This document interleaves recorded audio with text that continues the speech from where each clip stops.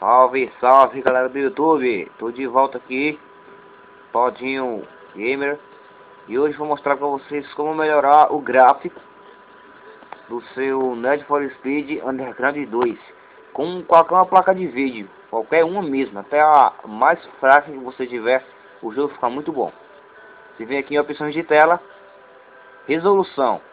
Você, para ter essa gráfica, você precisa colocar a resolução do seu computador em 1024 por 768.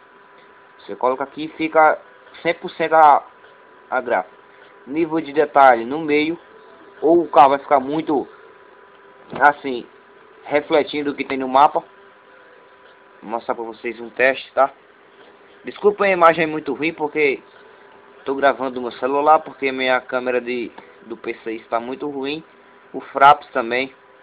Aí a opção que eu tive foi essa daqui, porque a galera está pedindo muito, estava cobrando muito de como todo mundo via que meu PC tinha imagem boa, sem placa de vídeo, né? Cadê o notebook? Porque o PC tá quebrado. Já bati aqui já. E também vocês podem ver, ó, que o carro tá muito detalhado.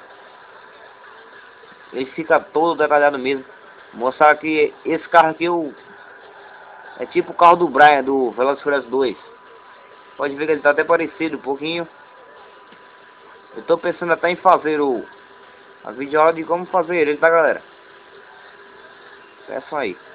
Então cliquem em gostei, inscrevam-se no meu canal, comentem aí e aguardem aí mais vídeos.